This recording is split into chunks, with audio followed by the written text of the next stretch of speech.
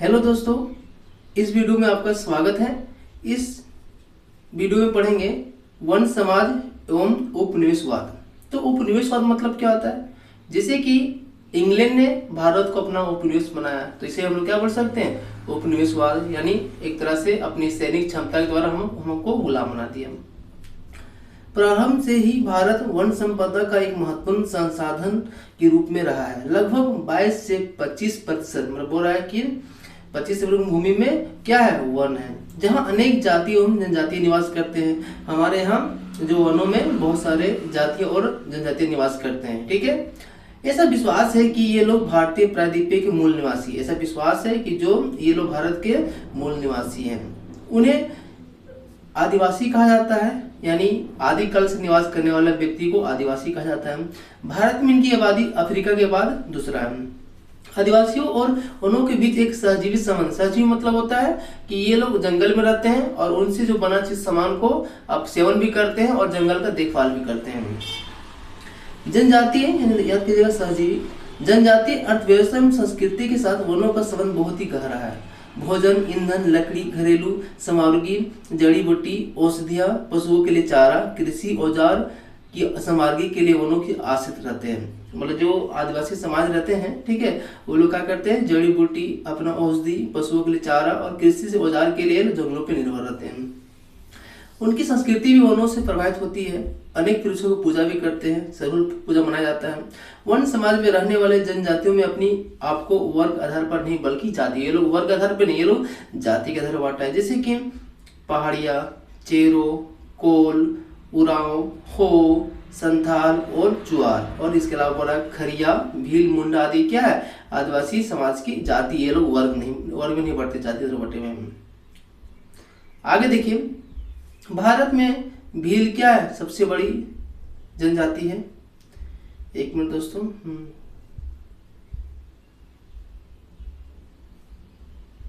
तो बोल रहा है कि भारत में भील सबसे बड़ी क्या जनजाति है। वही मध्य प्रदेश, आंध्र प्रदेश, गुजरात, कर्नाटका, राजस्थान, त्रिपुरा राज्यों में निवास करती है। अब सेकेंड आया कौन? गोंड, जो दूसरी बड़ी जनजाति है, जो मध्य प्रदेश, आंध्र प्रदेश, महाराष्ट्र, गुजरात में पाई जाती है। संथाल आपका तीसरा है, जो भारत की तीसरी बड़ी जनजाति है। बिहार, झारखंड, उड़ीसा, पश्चिम बंगाल पाई जाती है। ठीक है, इसके अलावा ये लोग और सब बहुत सारी जाति है, जैसे उरांव, मीना, मुंडा और खोंड। याद कीजिएगा, भील सबसे बड़ी है, सेकेंड में गोंड है, तीसरा में संथाल है। 18वीं सदी के पहले तक जनजातीय वन संपदा पर मतलब बोल सकता है कि अंग्रेज आने से पहले ये लोग अपने जीविका अर्जन के लिए जंगलों पे निर्भर होते थे।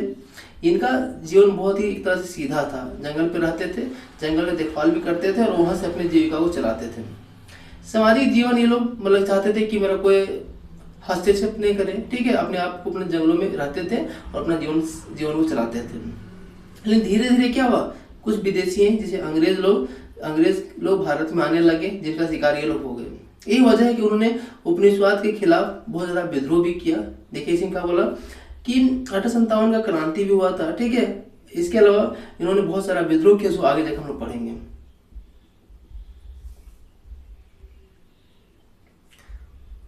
बोल रहा है कि इनका राजनीतिक जीवन 18वीं शताब्दी के मध्य वन समाज कबीलों में बटा हुआ था। ठीक है, सुरक्षा की बढ़ती आवश्यकता के कारण इनके पास क्या है? अपना मुखिया होता था।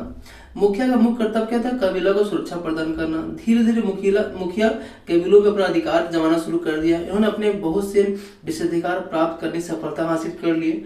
यानी पहले ये लोग समाज में आराम से रहते थे, ठीक है, लेकिन धीरे धीरे कबीला बढ़ गए। कबीला का हेड होता मुखिया, जो धीरे धीरे अपना अधिकार पे दायरा बढ़ाते चला गया। जनजातीय मुखिया बने रहने के लिए युद्ध और कौशल सुरक्षा देने का मतलब बोल सकते हैं। कोई अगर मुखिया है तो उसका काम क्या होता है कि अपनी कबीला को सुरक्षा देना। इनकी समय की शासन प्रणाली थे, है ना, अपना शासन प्रणाली चलता था। शासन प्रणाली की सत्ता का विकेंद्रीकरण था। विकेंद्रीकरण मतलब क्या होता है? सत्ता को बांटा, मतलब शक्ति को बांटा गया था। परंपरागत जनजातीय संस्थाएं जैसे कि बोल सकते हैं, है ना, कि बिहार के सिंहभू में देखिए मानकी है, मुंडा प्रणाली है। ठीक है, संथाल परगना में मांझी है और परगनेट प्रणाली है। मतलब ये सब क्या है? इनका एक प्राचीन राजनीतिक पद्धति है। ठीक है। अंग्रेज शासन के समय उनके द्वारा प्रलोभन दिए जाने के कारण अधिक संख्या में मुखिया अंग्रेजों के हिमायती होने लगे। यानी बोल सकते हैं कि अंग्रेज थे वो जानते थे कि हमको आदिवासी कंट्रोल करना है तो मुखिया कंट्रोल करना पड़ेगा, तो वो जबरदस्त प्रलोभन देते थे, जिस कारण ये मुखिया अंग्रेज से धीरे धीरे अपना गुलाम बनने लगे। हालांकि बाद में राजनीतिक दृष्टिकोण से आदिवासियों को शोषण किया जाने लगा। बाद में धीरे धीरे क्या हुआ, मुखिया ही अपना लोगों पे शोषण करने लगा। ठीक है, जिस कारण क्या हुआ, समाज में बहुत सारे लोगों ने इसका विद्रोह भी किया। सामाजिक जीवन देखिए, आदिवासी सीधे साधे सरल प्रकृति के थे। आमतौर पर व्यवसाय को शेष समाज से अलग समय, मतलब ये लोग बहुत सीधे साधे होते हैं और ये मतलब ये लोग अपने आप को समय लोगों से अलग रखते हैं। लेकिन अंग्रेजों ने उनका सामाजिक जीवन डिस्टर्ब किया इनको। आर्थिक लाभ के दृष्टिकोण से उनका कबीला में सरदारों में जमींदारों को दर्जा दे दिया गया है। जो कबीला था इनका सुरक्षा काम करता था उसको एक तरह जमींदार दे दिया गया। जमींदार क्या करेगा, हम लोगों को शोषण करेगा। वन समाज के अंदर ईसाई मिशनरी आ गया। इन्होंने क्या करते, ईसाई मिशनरी आके इनके धर्म को चेंज कराया जाता था, इनको शोषण किया जाता था। ठीक है, धीरे धीरे क्या हुए, लोग मतलब विदेशी मिशनरी आके इनके जीवन को प्रभाव डाल रहे थे। वे जंगलों लकड़ी काटते थे, उनका प्रयोग ईंधन के रूप में करते थे। पशुओं की चारा जंगलों के पास इकट्ठा करते थे। उनका मुख्य शौक था मनोरंजन का साधन भी हिरण, तीतर और अन्य छोटे पशु भी थे। मतलब बोल सकते हैं सीधा साधा जीवन था, जंगलों पे रहते थे, जंगलों जानवर का शिकार करके जीवन को चलाते थे। मतलब ये लोग बाहरी दुनिया से अलग थे। नाच गाना इनका प्रमुख महत्वपूर्ण शौक था। देखिए कुछ एवं दिख रहा होगा आपको, धनुष बाण में निशाना लगाता आदिवासी की ओर। ठीक है, नृत्य करता एक आदिवासी। ठीक है, तो ये सब क्या इनका एक तरह से शौक करने का तरीका था, मतलब मनोरंजन करने का। गृहस्थी करते थे। सामाजिक जीवन में उनका संगीत नृत्य कला भी कृषि कार्य के विभिन्न पहलुओं पर प्रभाव था। देखिए आपको पता होगा कि चैत्र शुक्ल तृतीय तिथि में उनका सबसे महत्वपूर्ण पर्व सरहुल मनाया जाता है, जो प्रकृति का पर्व है। आदिवासी समाज की महिला अपने समाज में पूर्णपूर्ण निर्भर रहती है। ठीक है, जीविका अर्जन के लिए पुरुषों के हाथ बांटती है। ठीक, खेती भी करती है, जंगलों में शिकार भी करने जा सकती है। ठीक है, और जंगल से जड़ी बूटी भी लाती है। उपनिवेशवाद का एक भावना प्रेरित होकर अंग्रेजी सरकार ने छोटे शिकार में प्रतिबंध लगा दिया, जबकि बड़े जानवरों को शिकार करना मना नहीं था। अंग्रेजों की नजर से बड़े जंगली एवं बर्बर जानवर आदि समाज की प्रतीक चिन्ह थे। उनका मानना था कि खतरनाक जानवरों को मारकर वे यहाँ के लोगों को सभ्य बनाएंगे। परिणाम यह हो कि जानवरों की कई प्रजातियां विलुप्त होने लगी। मतलब जो अंग्रेज थे उन्होंने क्या करने लगे, छोटे जानवरों के शिकार का प्रतिबंध लगा दिए। मतलब बड़े जानवर शिकार करो कोई दिक्कत नहीं है। ठीक है, इस कारण क्या धीरे शिकार होने के कारण बहुत से जानवर विलुप्त हो गए। यानी एक तरह से जो पर्यावरण है वह एक तरह से क्या हुआ, धीरे नष्ट होते जा रहा था। आर्थिक जीवन देखिए, वन समाज के आर्थिक जीवन आधार कृषि थी। वे जगह जगह घुमंतु खेती करते थे, जिसका झूम भी बोला जाता है, पोडू भी बोला जाता है, इसका अलग अलग नाम है। झूम खेती क्या होता है, देखिए ये पार्टिकुलर मान लेते हैं जंगल इसमें। ठीक है, क्या इसमें है, जंगल है। ठीक है, अब जंगल है तो पेड़ भी होगा। ठीक है, अब आदिवासी कम्युनिटी क्या करते थे, ये लोग झूम खेती मतलब इसे मतलब शिफ्टिंग एग्रीकल्चर बोला जाता है। तो पर्टिकुलर जंगल को यहाँ काट दिए। ठीक है, जंगल कट गया। कटने के बाद क्या हुआ, मई जून में बारिश आ जाता है, मानसून आ जाता है। उसके बाद यहाँ आग लगा दिया जाता था। ठीक है, जब यहाँ आग लगेगा तो ये क्या हुआ, राख बन जाएगा। फिर है ना, आग लगा दिया जाएगा। ठीक है, फिर जैसे पहला बारिश आएगा यहाँ मई जून में। ठीक है, फिर यहाँ खेती किया जाएगा, जिससे जो आग लगा है वह जो उर्वरक का काम करेगा और ज्यादा प्रोडक्शन देगा। कुछ टाइम के लिए यहाँ खेती करेगा, फिर इसको चल जाएगा नया जगह में, फिर वही तरीका को फिर वह अपनाएगा। इसी को झूम, पोडू, मिल्पा, बहुत अलग अलग नामों से अलग अलग देशों में, अलग राज्यों में बोला जाता है।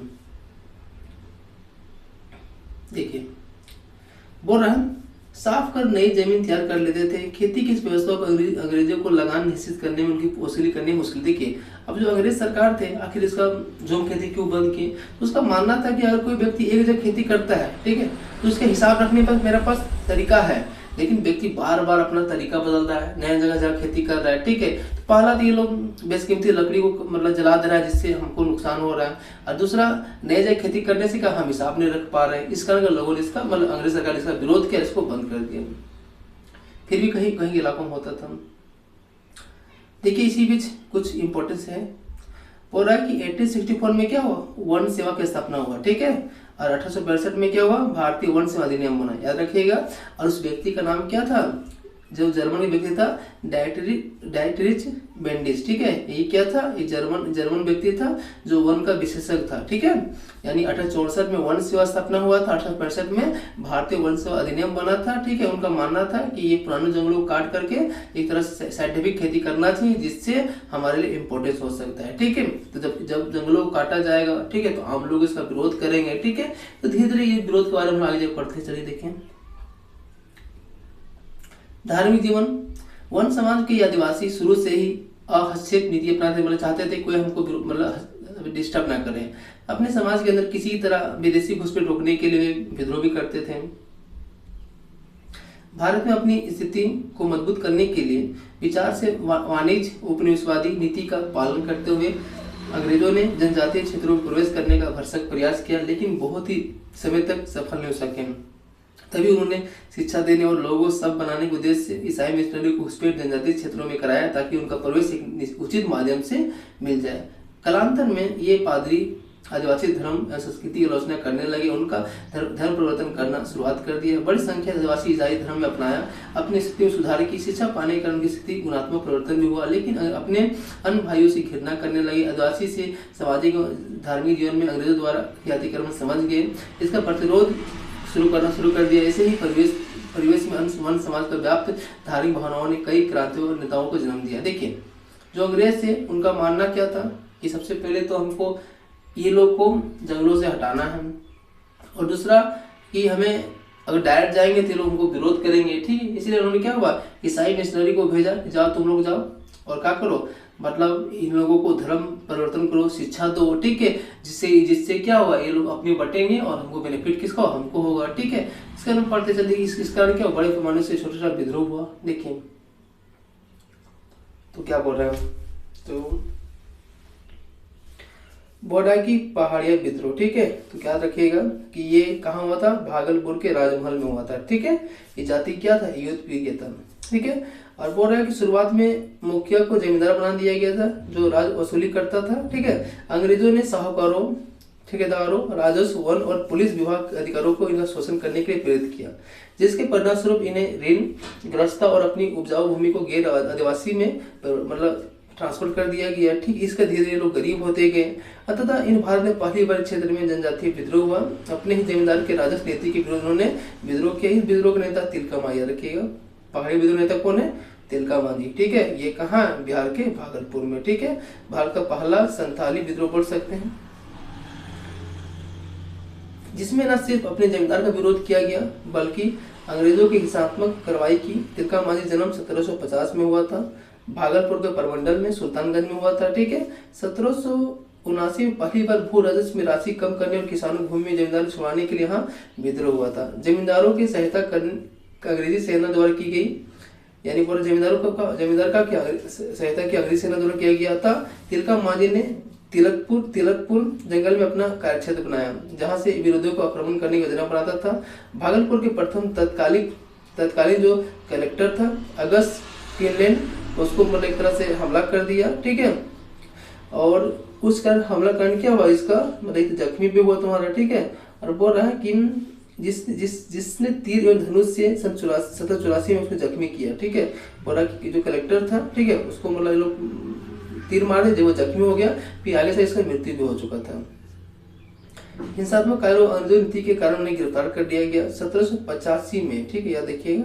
1785 में क्या हुआ, भागलपुर के बीच चौराहे में बरगद के पेड़ की भूमिका इसको फांसी दे दिया गया, किनको, तिलका मांझी को, ठीक है। तिलका मांझी अंग्रेजों द्वारा शोषण की उत्पीड़न के खिलाफ लड़ते हुए अपने प्राण निछावर कर दिए, ठीक है। जिस जगह पर उन्हें फांसी दी गई थी, आज वो तिलका मांझी चौक यानी भागलपुर नाम से फेमस है।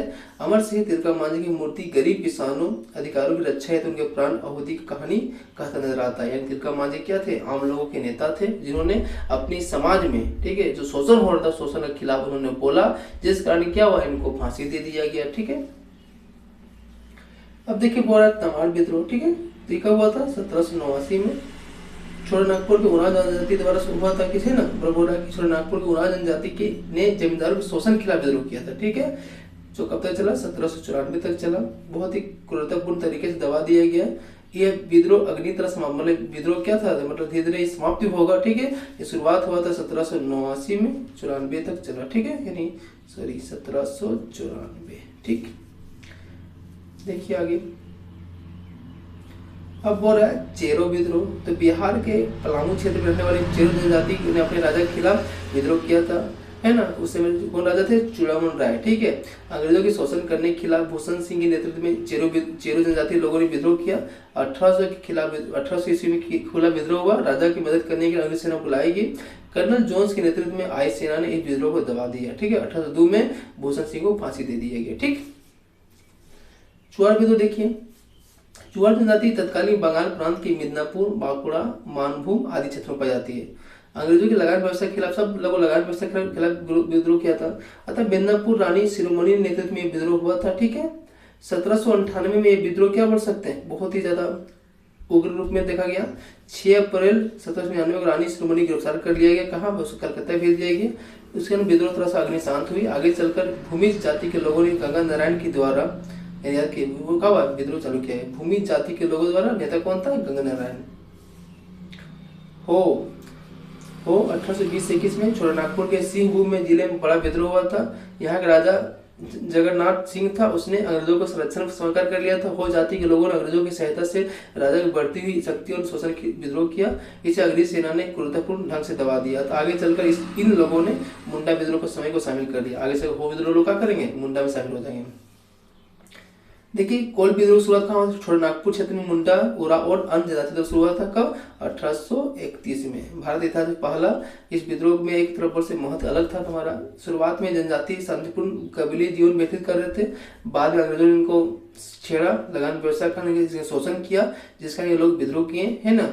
तब कोलों ने जमींदार के रूप में मानकी या महतो का विरोध किया। उनके कबीले को प्रथा अनुसार धर्म निरपेक्ष कार्यों में संपादन पाहन नामक पद सृजित किया। मानकी या महतो उनकी सहायता के लिए बनाए गए थे।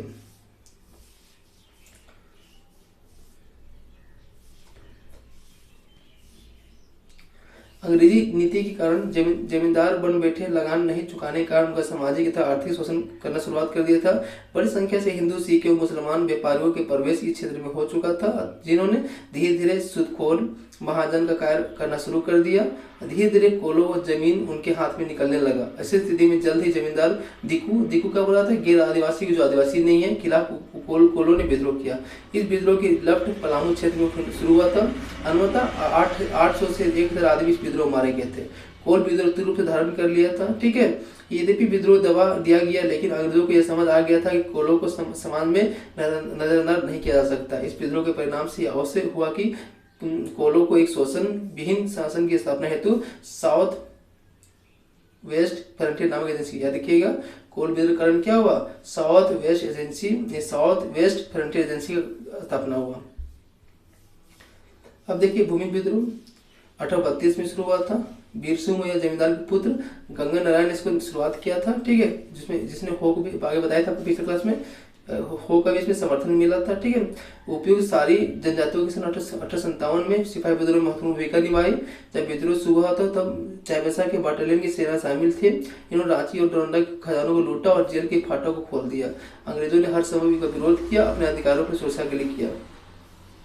संथाल विद्रोह देखिए, आदिवासी द्वारा किए गए विद्रोह में संथाल विद्रोह महत्वपूर्ण है, क्योंकि ये कब हुआ था, 1855-56 में, ठीक है। कौन नेता था, सिद्धू कानू, याद रखिएगा, ठीक है। अपने आप को इन्होंने क्या बोला था, दामी ने को नाम से फेमस था, ठीक है। गैर आदिवासी और अंग्रेजों के अत्याचार से, यानी ये लोग विद्रोह क्यों किया था, गैर आदिवासी और अंग्रेजों के अत्याचार से ये लोग विद्रोह किए थे, ठीक है। देखिए याद कीजिएगा, भागनाडी गांव था तुम्हारा, ठीक है। चुल्लू संथाल के 4 पुत्र थे, सिद्धू, कानू, जान, भैरव, ठीक है। सिद्धू ने अपने आप को ठाकुर घोषित किया था। 1854 में आते आते आदिवासियों ने चिरस्थायी प्रबंधन और अत्यधिक राजस्व वसूली का विरोध किया, ठीक है, जिसका ये विद्रोह हुआ था। देखिए 30 जून 1855 को भागनाडी गांव में संथालों की सभा हुई, ठीक है। 400 गांव में 10,000 संथाल अपने अस्त्र शस्त्र लेकर आए थे, ठीक है। सभा में ठाकुर आधे दिया, मतलब अपने आप को सिद्धू ठाकुर बोला था, ठीक है। जमींदारी, महाजनी, सरकारी अत्याचार को विरोध किया गया। सिद्धू और कानून ने स्वतंत्रता घोषणा की कि हम लोग आज़ाद हो गए हैं। यह कहा गया कि अब हमारे ऊपर कोई सरकार नहीं है, हाकिम नहीं है, संथाल राज स्थापित हो गया। इन आदिवासियों मिलकर गांव में जुलूस निकाला। 1855 में स्त्री और पुरुषों के आह्वान पे संथाल विद्रोह हुआ, जिसमें बहुत जल्द ही क्या हुआ, 60,000 लोग शामिल हो गया था। ठीक है, 60,000 बहुत ज्यादा है ना। बोल रहा है कि उस समय एक व्यक्ति था दरोगा महेशलाल, उसका हत्या कर दिया क्योंकि ये अत्याचारी था, लोगों को शोषण करता था। संथालों का सबसे बड़ा असंतोष भागलपुर लेके वर्धमान तक फैला हुआ था। ठीक है, आगे देखिए क्या बोला, उन्हें बेकार मजदूरी करना पड़ता था। ठीक है, रेल सेवा भंग कर दी गई, अनेक अंग्रेज मारे गए। ठीक है, सभी लोगों व्यवस्थाओं पर हमला किया गया। आदिवासी दिक्कू उपनिवेशवादी सत्ता के शोषण खिलाफ थे। आदिवासी इस तरह संगठित विद्रोह में अंग्रेज डर गए। कलकत्ता और पूर्णिया से सेना बुलाकर इस विद्रोह को कुचल डाले। कानून से 5,000 से अधिक संथाल मारे गए। अंग्रेजों का बर्बरतापूर्ण संथालों गांव उजड़ डाले। उपद्रवग्रस्त क्षेत्रों में मार्शल लॉ का मतलब व्यक्ति विद्रोह कर नहीं सकता है, 4-5 लोग मीटिंग नहीं कर सकता है। ठीक है, पर अन्य नेता गिरफ्तार कर लिए गए। इस विद्रोह में संथालों के अदम साहस का परिचय मिला है। ठीक है, फिर भी विद्रोह असफल रहा। कोई बात नहीं, विद्रोह असफल हुआ लेकिन अंग्रेजों को हिलाने काम तो किया। आधुनिक तकनीकों में इनके पास नहीं थी। अधिकांश तीर धनुष से लड़ते थे। 1857 की क्रांति शुरुआत में जब ये संथाल विद्रोह के साथ हुआ तो अंग्रेजों के खिलाफ उनका साथ दे रहे थे। यानी बोल सकते हैं कि ये लोग क्या हुआ, आगे चल के 1857 क्रांति में जुड़ गए। यद्यपि संथाल विद्रोह आदिवासी जीवन स्थिति कोई परिवर्तन तो नहीं लाया, लेकिन आगे चल के बोल रहा है 1885 में अधिनियम 37 पारित किया गया, जिसके अनुसार संथाल परगना जिला बनकर उसे एक एक्सक्लूडेड एरिया बना दिया गया। ठीक है, इसको प्रत्यक्ष रूप से गवर्नर जनरल के अधिशासन में कर दिया है। ठीक है, ताकि बाहर लोग इसमें आ नहीं सके। मुंडा विद्रोह देखिए कौन स्टार्ट किए थे, भगवान बिरसा मुंडा स्टार्ट किए थे। ठीक है, भगवान बिरसा मुंडा कब 1899 से 1900 से नागपुर एरिया में शुरू हुआ था मुंडा आदिवासी विद्रोह। ठीक है, और इनका जन्म हुआ था 15 नवंबर 1874, गलत लिखा हुआ, 15 नवंबर 75 में हुआ था। कहा, पलामू के तमाड़ के उलीहातू जिला में हुआ, मतलब उलहती नामक जगह में हुआ था। ठीक है, शुरुआत से ही बहुत ही कुशाल व्यक्ति थे, बुद्धिवाली व्यक्ति थे। अपने आदिवासियों के गरीबी और शोषण की गहन चिंता व्यक्त करते थे। भू राजस्व प्रणाली और न्याय प्रणाली के विरोध भी बोलते थे। ठीक है, 1895 में अपने आप को ईश्वर का दूत बोला। ठीक है, धार्मिक आंदोलन के आधार पर बिरसा मुंडा ने सभी आदिवासियों का हथियार बंद करना शुरू कर दिया। उन्हें उनके अधिकारों के प्रति सजग कराया। मुंडा जाति के साथ इनका जनजाति जागरूकता पैदा की, उन्हें संगठित किया। 25 दिसंबर 1899 को उसने ईसाई मिशनों पर आक्रमण किया जो धर्म बदलते थे लोगों का। 8 जनवरी 1900 को ब्रिटिश सरकार द्वारा इसे विद्रोह को बुरी तरह से कुचल दिया गया। 200 पुरुष और महिला मारे गए, 300 लोग बंदी बना दिए गए, कई नेताओं को गिरफ्तार कर दिया गया। बिरसा मुंडा की गिरफ्तारी के लिए सरकार ने 500 रुपये का इनाम घोषित किया था। 3 मार्च 1900 क्या हुआ, बिरसा मुंडा को गिरफ्तार कर लिया गया। इनका मृत्यु जून में हो गया। ठीक, किस बीमारी से, हैजा बीमारी से।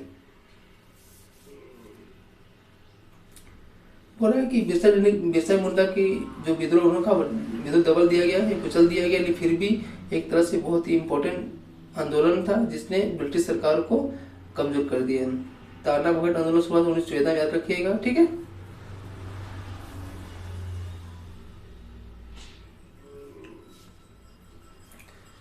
बोल रहा है कंद विद्रोह, ये उपयुक्त विद्रोह का हुआ। देखिए 1 मिनट रुकिए, तो इम्पोर्टेंस में नहीं है।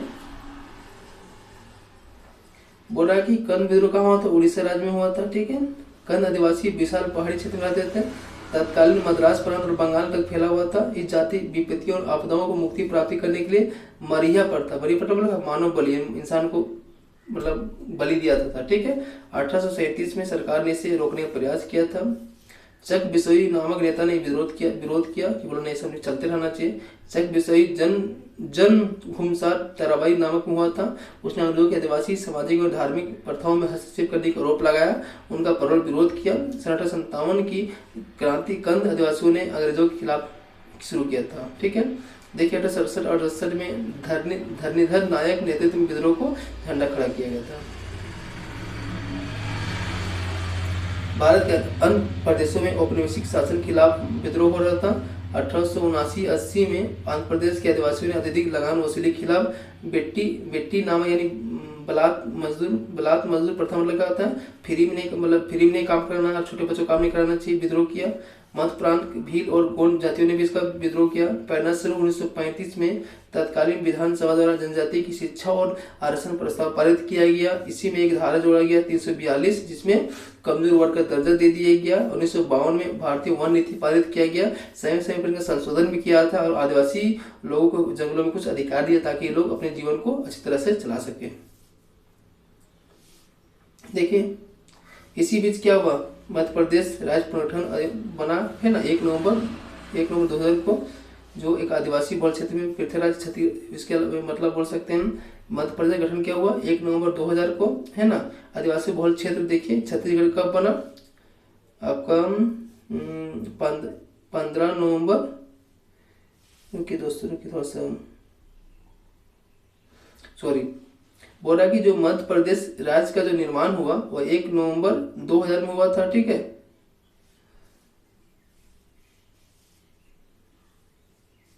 इधर देखिए भारतीय वन सेवा अधिनियम, ठीक है। तो अधिनियम कब आया था 1865 में। तिलकामांझी जन्म 1750 में। तमाड़ विद्रोह कब हुआ था 1789 में। चेर जनजाति कहाँ रहते थे, पलामू में। किस जनजाति के शोषण विहीन शासन की स्थापना हेतु